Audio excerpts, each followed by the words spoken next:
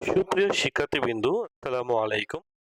আজকে আমি তোমাদের সামনে যে বিষয়টি নিয়ে আলোচনা করব সেটি হলো পাইথন প্রোগ্রামিং এর মাধ্যমে কিভাবে আমরা জোড় সংখ্যা এবং বিজোড় সংখ্যা বের করতে পারি, অথবা পাইথন প্রোগ্রামিং এর মাধ্যমে আমরা কিভাবে ইভেন নাম্বার অথবা অড নাম্বার বের করতে পারি। তাহলে চলে যাওয়া হোক। তো চলে যাওয়ার আগে প্রথমে আমাদেরকে কি যে কোনো একটা সফটওয়্যার ব্যবহার করতে হবে, কোড এডিটর। আমি থনি নামে একটা সফটওয়্যার ইনস্টল করেছি, এখানে আমি ওপেন করলাম। ওপেন করার পরে আমাকে প্রথমে আমাকে নর্মালি জানতে হবে যে ম্যাথমেটিক্যাল টার্মটা কিন্তু অবশ্যই জানতে হবে। সেটা হলো ইভেন নাম্বার বা অড নাম্বার বের করার পদ্ধতিটা কি? ইভেন নাম্বার বা অড নাম্বার বের করার পদ্ধতিটা হলো কোনো নাম্বারকে যদি আমি দ্বারা মডুলাস করে রিমাইন্ডার থাকে, কোনো নাম্বারকে যদি 2 দ্বারা ভাগ করার পরে ভাগশেষ 0 থাকে, তাহলে ওই নাম্বারটা হবে ইভেন নাম্বার, আদারওয়াইজ ওই নাম্বারটা হবে অড নাম্বার। তো আমি প্রোগ্রামিং এর মাধ্যমে একটু দেখাচ্ছি। সাপোজ আমি একটা নাম্বার নিলাম n, নাম্বার নিলাম টাইপের নাম্বার হবে, ইন্টিজার টাইপের নাম্বার হবে, ইন্ট মিন্স পূর্ণ সংখ্যা। তাহলে কি ইনপুট INN কোড। তারপরে এখানে কোটেশন, আমি যেহেতু যে নাম্বারটা চেক করবো এখানে লিখতে পারি ইন্টার ইওর চেকড নাম্বার,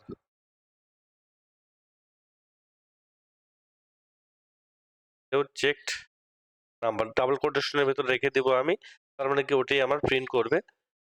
আমি যে নাম্বারটা চেক করব সেটা আমি কি করব, ইনপুট হিসেবে নিচ্ছি। তারপরে একটা কন্ডিশনে আমাকে যেতে হবে। আমি আগেই বললাম যে ইফ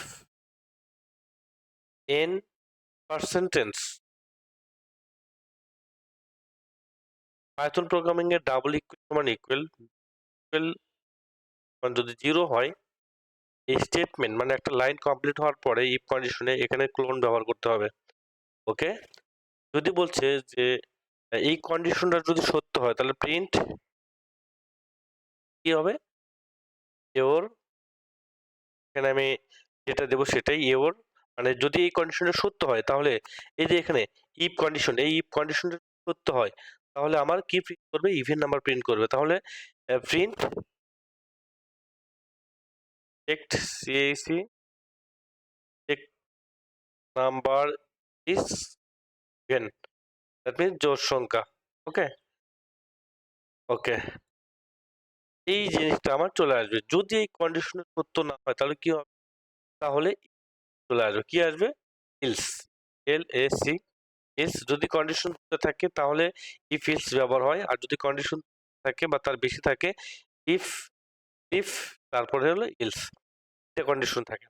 ওকে, তারপরে যদি এই নাম্বারটা সত্য না, এই কন্ডিশনটা সত্য না, আগের কন্ডিশনটা নয়, if in percentage to equal to 0 না হয়, তাহলে কি হয়ে যাবে, আমার এই নাম্বারটা হয়ে যাবে আমার অড নাম্বার। কি নাম্বার হয়ে যাবে, অড নাম্বার। তাহলে আমি একটু এই নাম্বারটা একটু কপি করি, কপি করে খালি এখানে লিখে দিব, পেস্ট করি, your number is check number is odd.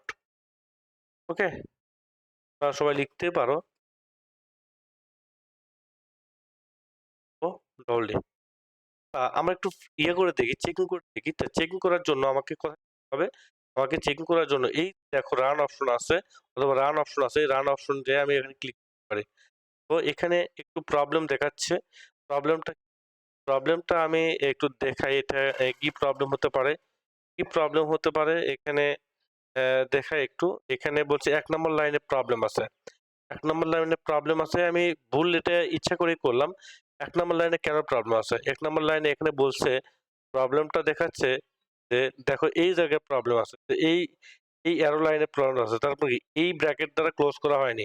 দেখো এখানে দেখা আছে ওয়াজ নেভার ক্লোজড, আমার আরেকটা ব্র্যাকেট যেটা দিছিলাম ডাবল ব্র্যাকেট, ওটা কিন্তু ক্লোজ করা হয়নি, সেখানে ক্লোজ করতে হবে। এই যে এখানে আমার ক্লোজিং থাকবে। ওকে, একটু রান করি, একটু রান অপশনে যাওয়ার পর রান করে কি লেখা আসে দেখো। তারপর আনএক্সপেক্টেড এখানে পার্সেন্টেজ, এখানে একটু প্রবলেম দেখাচ্ছে। কেন প্রবলেম দেখাচ্ছে আমি বুঝতে পারছি, এখানে একটা স্পেস প্রবলেম আছে একটু, এই যে একটা স্পেস প্রবলেম আছে। এখন একটু রান করে দেখি, দেখো কি আসে। এখানে প্রবলেম দেখাচ্ছে নাম্বার লাইনে 2, সিং নাম্বার লাইনে 2 প্রবলেম দেখা যাচ্ছে। ইফ কন্ডিশনে আনএক্সপেক্টেড ইনসিডেন্ট ওকে, পার্সেন্টেজ ইকুয়াল যদি হয় সমস্যা কি?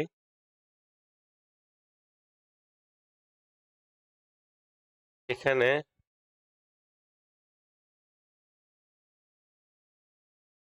দেখো, এখানে অনেকগুলো আমি দেখালাম কেন প্রবলেম গুলো হচ্ছে জানো? স্পেস প্রবলেমের কারণে এই কন্ডিশন গুলো সবসময় দেখো একদম প্রথম সারিতেই থাকে যাবে, কন্ডিশন গুলো প্রথম সারিতে থাকবে, তারপর প্রিন্ট এক্স ফেজ দূরে চলে যাবে। তাছাড়া কিন্তু প্রবলেম হচ্ছে, পরীক্ষার খাতায় এভাবেই তোমাকে দিতে হবে।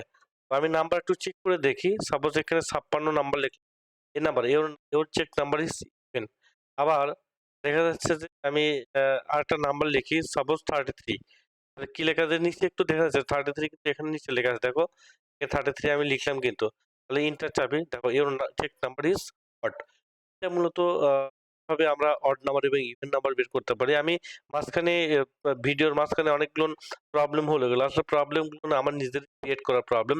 কেন আসলে ভুলগুলো হচ্ছে তো দেখানোর জন্য, কেন ভুল হয় একটা প্রোগ্রাম আমার চালু থাকলো বা প্রোগ্রাম কোনো ইরর না থাকে, আমার ভুল দেখে, কেন ভুল দেখে?